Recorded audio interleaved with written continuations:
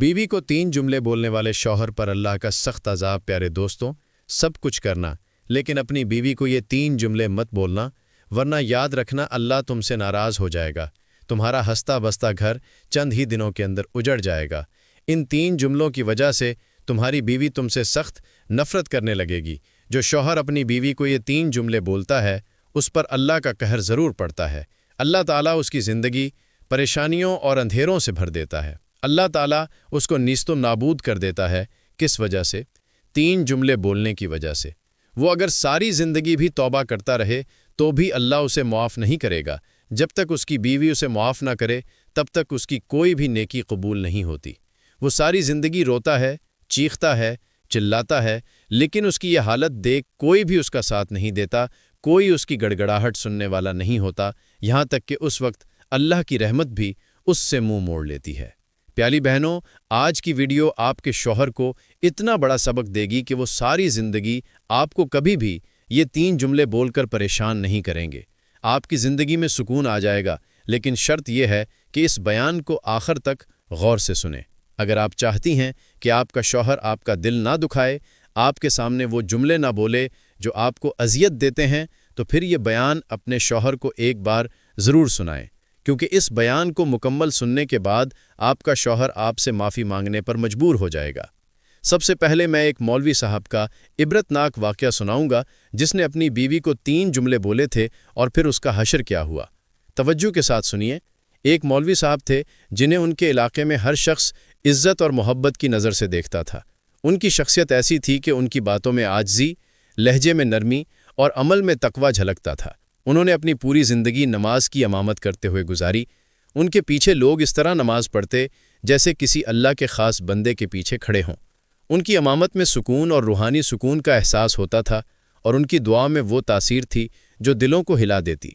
मौलवी साहब न सिर्फ खुद इबादत गुजार थे, बल्कि लोगों को भी नमाज की तरफ राग़िब करते।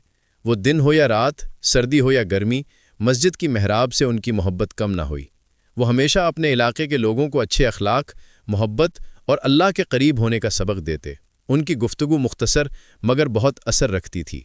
लोग उनके साथ वक्त गुजारने को अपने लिए सादत समझते थे। एक दिन वो अचानक एक ख़तरनाक बीमारी का शिकार हो गए। बीमारी इतनी शदीद थी कि उनकी हालत देखकर दिल दहल जाता था। लोग उनके लिए दुआएं करते और कहते कि ये आजमाइश है, अल्लाह अपने नेक बंदों को आजमाता है ताकि उनके दर्जे बुलंद करे। हर तरफ एक ही बात गूंज रही थी कि ये बीमारी उनके ईमान और कुर्बानी का इम्तिहान है, मगर हकीकत इसके बरक्स थी। ये बीमारी अल्लाह की तरफ से आजमाइश नहीं, बल्कि उनके गुनाहों की सज़ा थी। जब वो बीमारी की शिद्दत में थे तो उनकी दुआएं बेअसर लग रही थीं। उनकी हालत देखकर कुछ लोगों ने कहा, ऐसा कैसे हो सकता है, ये तो अल्लाह के वली हैं। लेकिन अल्लाह का निज़ाम अदल बहुत मजबूत है। ज़ाहिरी नेकी के पीछे छुपी नीयत जब खराब हो तो वो नेकी क़यामत के दिन इंसान के लिए वबाल बन जाती है। मौलवी साहब ने अपनी बीमारी का इलाज करवाने में कोई कसर न छोड़ी। हर मुमकिन तरीके से तबीब, हकीमों और जदीद इलाज के माहिरीन के पास गए। दुआओं का सिलसिला भी जारी रहा।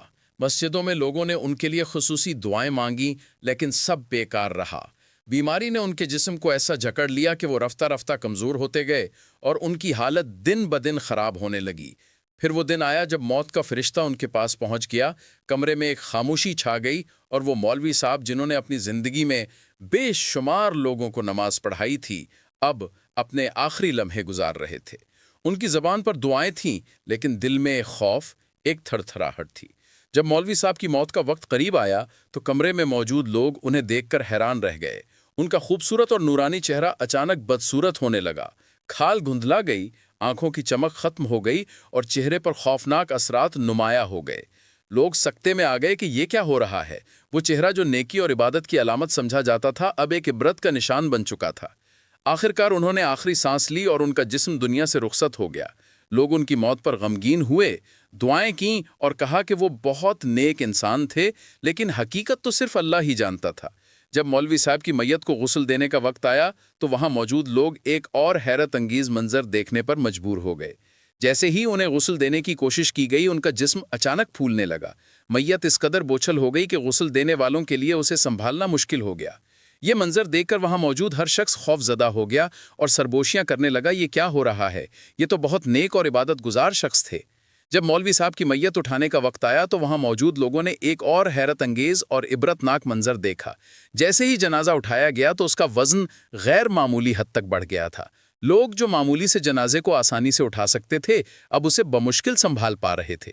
کچھ افراد نے اسے اٹھانے کی کوشش کی مگر وہ بار بار تھک کر پیچھے ہٹ گئے۔ یہ منظر دیکھ کر لوگ ایک دوسرے کو دیکھنے لگے، ان کے دلوں میں خوف اور حیرت چھا گئی۔ سرگوشیاں ہونے لگیں کہ یہ کیا معاملہ ہے، کیا یہ اللہ کی ناراضگی کا اشارہ نہیں ہے؟ ان کی میت کی یہ حالت واضح طور پر بتا رہی تھی کہ انہوں نے اپنی زندگی میں کوئی نہ کوئی گناہ ضرور کیا تھا۔ آخرکار بڑی مشکلوں سے جب مولوی صاحب کی میت کو قبر کے قریب لایا گیا، جیسے ہی انہیں قبر میں اتارا جانے لگا تو ایک اور دل دہلا دینے والا منظر پیش آیا۔ قبر اچانک تنگ اور بوجھل محسوس ہونے لگی اور میت کو قبر میں رکھتے ہی زمین نے ایسا محسوس کرایا جیسے وہ میت کو قبول کرنے سے انکار کر رہی ہو۔ قبر کے اندر سے ایک عجیب سی بدبو اٹھنے لگی جس نے وہاں موجود ہر شخص کو ہلا کر رکھ دیا۔ لوگوں کے چہروں پر خوف نمایاں تھا۔ جیسے ہی انہیں قبر کے اندر رکھا گیا تو وہاں موجود لوگوں نے محسوس کیا کہ قبر کے اندر پہلے ہی بے شمار کیڑے مکوڑے موجود ہیں۔ یہ کیڑے اس طرح حرکت کر رہے تھے جیسے وہ پہلے سے کسی شکار کا انتظار کر رہے ہوں۔ قبر کے اندر عجیب سی گرمی کی شدت محسوس ہو رہی تھی، جیسے وہ جگہ عام زمین کا حصہ نہ ہو بلکہ کسی عذاب کا نمونہ ہو۔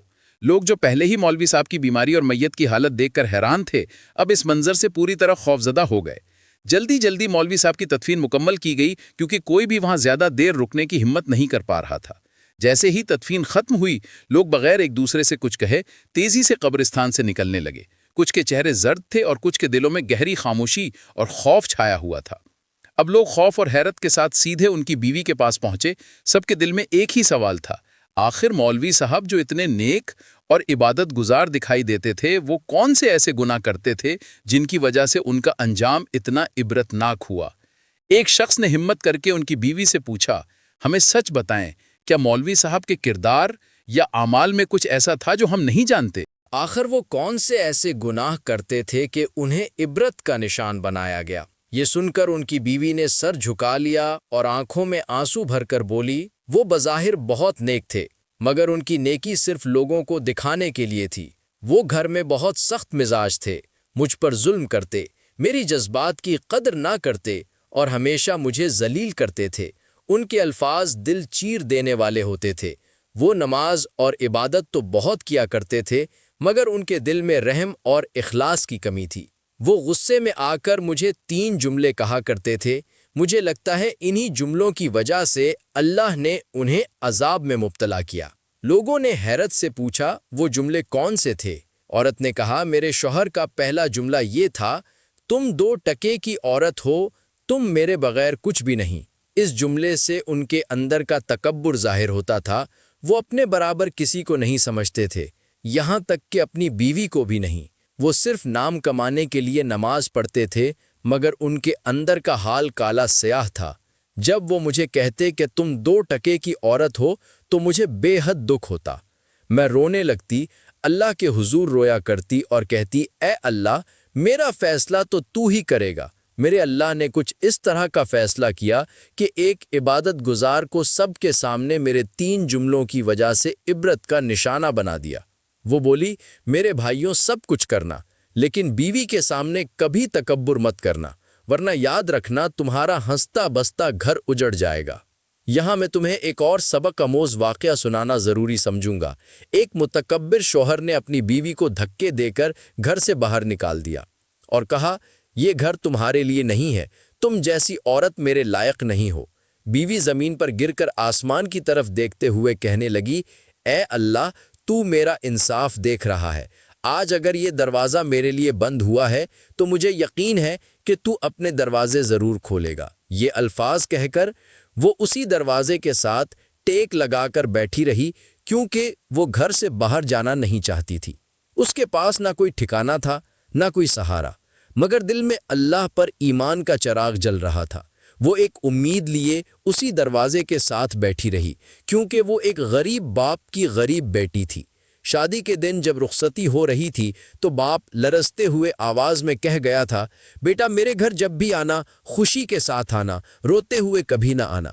شوہر چاہے جیسا بھی سلوک کرے ہمیشہ اپنے گھر کو اپنا سمجھنا، کیونکہ مائیں باپ کی عزت رکھنے والی بیٹیاں اکثر دکھ بھری زندگی گزارتی ہیں۔ شوہر نے غصے میں آ کر اسے گھر سے دھکا دے دیا تھا، مگر وہ کسی اور دروازے کے جانے کا سوچ بھی نہیں سکتی تھی، کیونکہ جو باعزت بیٹیاں ہوتی ہیں وہ اپنے ہی گھر کو ترجیح دیتی ہیں، چاہے وہ گھر جنت کے باغوں میں سے باغ ہو یا جہنم کے گڑھوں میں سے گڑھا۔ وہ جانتی تھی کہ اگر وہ اس دروازے کو چھوڑ کر چلی گئی تو اس کے باپ کا سر جھک جائے گا، باپ کی عزت والی پگڑی خاک میں مل جائے گی۔ روتے روتے آنکھ لگ گئی اور اس کے خواب میں اس کے باپ کا چہرہ دکھائی دیا۔ باپ نے اس سے کہا، بیٹا تم میری عزت کا تاج ہو، مگر یاد رکھو تمہاری عزت اللہ کے ہاتھ میں ہے۔ خدا روام میرے بھائیوں، آج اگر تم کسی کی بیٹی پر رحم کرو گے تو اللہ تمہاری نسلوں پر اپنی رحمت نازل کرے گا۔ یہ زندگی کا اصول ہے کہ جو تم بوتے ہو وہی کاٹتے ہو۔ اگر آج تم کسی کی بیٹی کے آنسو پہنچو گے تو کل تمہاری بیٹی کی عزت اور خوشی کا محافظ اللہ خود ہوگا۔ پتہ نہیں ہمارے معاشرے کو کیا ہو گیا ہے، ہم اپنی بیٹیوں کی عزت چاہتے ہیں مگر دوسروں کی بیٹیوں کے ساتھ انصاف کرنا بھول گئے ہیں۔ ہم اپنی بہنوں کے لیے دعا کرتے ہیں مگر کسی اور کی بہن پر ظلم سہتے دیکھ کر خاموش رہ جاتے ہیں۔ خیر، پوری رات وہ گھر کے دروازے سے ٹیک لگا کر پڑی رہی۔ رات کے دوسرے پہر جب شوہر نے دروازہ کھولا تو دیکھا بیوی دروازے سے ٹیک لگا کر سو گئی ہے۔ اتنے میں بیوی کی آنکھ بھی کھل گئی تھی۔ شوہر کا غصہ ابھی بھی ختم نہیں ہوا تھا۔ وہ چلا کر بولا، تم ابھی یہیں بیٹھ کر میری جان کیوں نہیں چھوڑ دیتی؟ مجھ سے بہت دور چلی جاؤ، میں تم جیسی عورت کو دیکھنا پسند نہیں کرتا۔ کانپتی ہوئی بیوی نے ایک گہری سانس لی اور نرم لہجے میں کہا، یہ دروازہ میرا آخری سہارا ہے۔ میرے والد نے کہا تھا کہ بیٹی، اگر کبھی شوہر کا دل دکھائے بغیر اپنا گھر بچایا جا سکے تو ایسا ضرور کرنا۔ میں یہ دروازہ چھوڑ سکتی ہوں مگر اپنے والد کی نصیحت اور اپنی عزت نہیں چھوڑ سکتی۔ شوہر کا دل پھر بھی نہ پسیجھا۔ اس نے زور سے دروازہ بند کیا اور اندر چلا گیا۔ روتی ہوئی بیوی اپنے آنسو پونچھتے ہوئے وہاں سے اٹھی، گرتی سنبھلتی وہ کائنات کے سب سے بڑے بادشاہ کے دروازے تک پہنچ گئی، وہ بادشاہ جس کا دروازہ کبھی بند نہیں ہوتا۔ اس نے اپنے دل کا بوجھ اللہ کے سپرد کر دیا، کیونکہ اسے یقین تھا کہ کائنات کا سب سے بڑا بادشاہ اپنے در پر آنے والے کو خالی ہاتھ نہیں لوٹاتا۔ دوسری طرف شوہر اندر بے چینی کی حالت میں بیٹھا تھا۔ اسے محسوس ہوا کہ اس نے غلط کیا ہے، مگر اس کا غرور اسے معافی مانگنے سے روک رہا تھا۔ اچانک اس کی نظر اس چادر پر پڑی جو بیوی نے دروازے کے سامنے چھوڑ دی تھی۔ چادر دیکھ کر اس کے سامنے وہ منظر آ گیا جب وہ دروازے پر ٹیک لگا کر رو رہی تھی اور معافی کی بھیک مانگ رہی تھی۔ شوہر نے گہری سانس لی اور سوچا، وہ مجھ سے شکایت نہیں کرتی، مجھے مورد الزام نہیں ٹھہراتی، وہ صبر کرتی ہے، مگر میں اس کے صبر کو آزمائش بنا رہا ہوں، کیا یہ انصاف ہے؟ یہ سوچ کر وہ فوراً باہر نکلا، مگر بیوی کا کوئی نشان نہ ملا۔ وہ تیزی سے گاؤں کے ہر کونے میں اس کی تلاش کرنے لگا۔ آخر کار مسجد کے صحن میں اس نے بیوی کو پایا جو سجدے میں جھکی ہوئی تھی، آنکھوں سے آنسو بہہ رہے تھے اور لب کانپتے ہوئے دعا مانگ رہی تھی، یا اللہ، میرا شوہر مجھ سے ناراض ہے، شاید کل راز بھی ہو جائے گا، مگر میں تجھ سے دعا کرتی ہوں کہ میرے شوہر کو کبھی میری طرح کوئی تکلیف نہ ہو، وہ میرا سب کچھ ہے، اس کے سوا میری دنیا میں کوئی نہیں، یا اللہ، اسے ہمیشہ خوش رکھ اور اس کے دل میں میرے لیے محبت اور رحم ڈال۔ یہ الفاظ سن کر شوہر کا دل جیسے کسی نے مٹھی میں لے لیا ہو، قدم جم گئے اور آنکھوں میں شرمندگی کے آنسو آ گئے۔ وہ حیران تھا کہ جس عورت پر اس نے ظلم کیا وہ اس کے لیے اپنے رب کے سامنے گڑ گڑا کر دعا مانگ رہی ہے، اس کے سکون اور خوشی کی درخواست کر رہی ہے۔ کانپتے قدموں سے شوہر بیوی کے قریب گیا اور اسے سجدے سے اٹھایا، کانپتی آواز میں کہا، مجھے معاف کر دو، میں نے تمہارے صبر اور محبت کی قدر نہ کی، تم جیسی عورت پانا میری خوش قسمتی ہے اور افسوس ہے کہ میں نے تمہیں پہچاننے میں دیر کی۔ بیوی نے شوہر کی باتیں سن کر ایک اور سجدہ کیا اور رو کر کہنے لگی، یا اللہ، تیری لاکھوں شکر ہے کہ تو نے میرے آنسو رائگاں نہیں جانے دیے، تو نے میرے آنسو کی قدر کی اور میرے شوہر کے دل میں رحم ڈال دیا۔ وہ کہنے لگی، پتہ نہیں ان عورتوں کو کیا ہو گیا ہے کہ جب ان کی زندگی میں کوئی برا وقت آتا ہے تو وہ تکیوں پر روتی ہیں مگر سجدے میں نہیں۔ کاش وہ سجدے میں 2-4 آنسو بہا لیں تو ان کے سارے مسئلے حل ہو جائیں، ان کی زندگی جنت بن جائے۔ لوگوں نے اس عورت سے پوچھا، تمہارے شوہر کا دوسرا گناہ کیا تھا؟ یعنی دوسرا جملہ کون سا بولتے تھے؟ عورت نے کہا، میرے شوہر کا دوسرا جملہ یہ تھا، تم میری زندگی میں ایک عذاب بن کر آئی ہو، پتہ نہیں یہ عذاب کب میری جان چھوڑے گا۔ پھر اس نے تیسرا جملہ بتایا جو اسے بہت تکلیف دیتا تھا۔ وہ بولی، تیسرا جملہ یہ تھا کہ میرا شوہر میرے ماں باپ کو میرے سامنے گالیاں دیتا، برا بھلا کہتا تھا۔